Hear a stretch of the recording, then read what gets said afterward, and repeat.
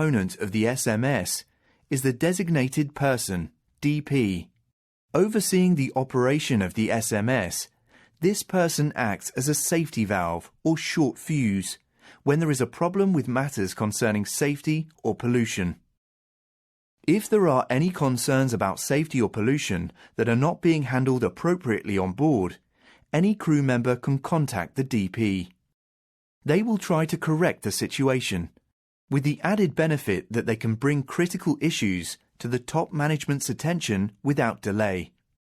According to the ISM code, there are certain events or circumstances that must be reported to the designated person immediately. An accident is an undesired event that may harm the environment, cause major damage to the ship and machinery, or result in injury or loss of life.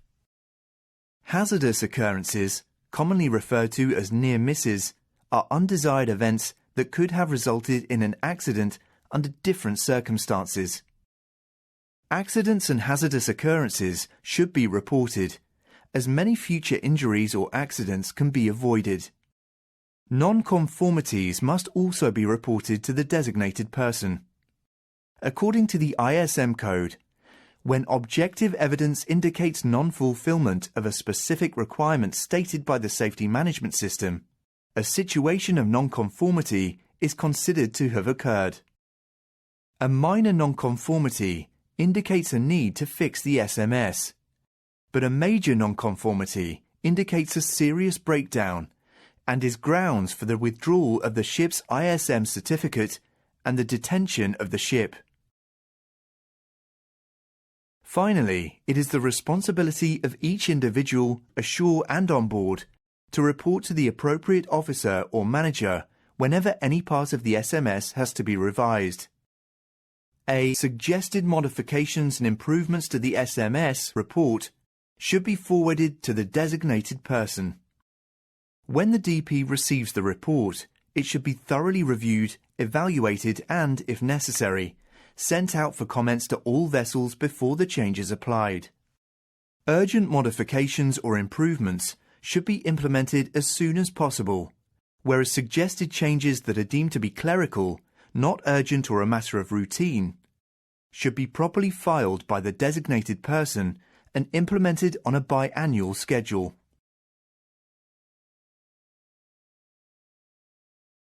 The ISM code has no specific requirement for records to be kept, with the exception of those relating to inspections, non-conformities and their corrective actions.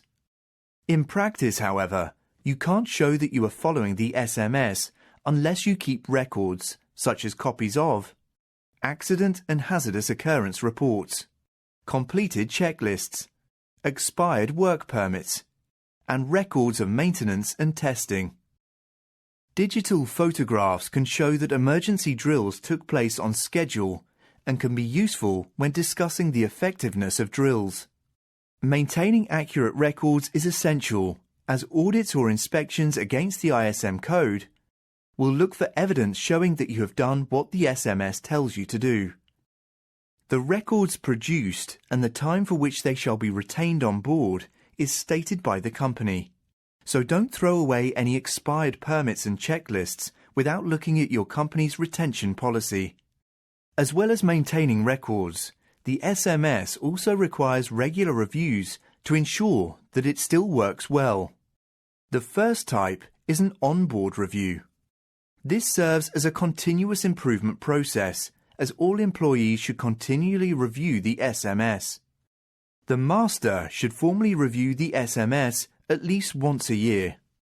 This is done to ensure the vessel is operating within the SMS and that the procedures are realistic and suitable. Management reviews should be conducted annually to ensure that accidents, hazardous occurrences and experience reports are analysed in order to review trends in incidents. Audit findings are analysed, and master reviews are evaluated. A management review also ensures that there are recommendations following class and statutory surveys, and discussion of upcoming regulations, and that there are considerations for updating the system as a result of fleet changes, trade and market strategies, new regulations, or changes in social and environmental attitudes. These all form a part of reviewing policy to ensure it meets current needs. Audits are formal checks that verify compliance with the ISM code. Both the office and every vessel have to be audited. After passing the audit, the office gets a document of compliance and the ship gets a safety management certificate. The ship and the office will have an internal audit by company staff at least once a year, or an external audit by the class society or flag state. According to the ISM code, this checks that everybody is following the safety management system.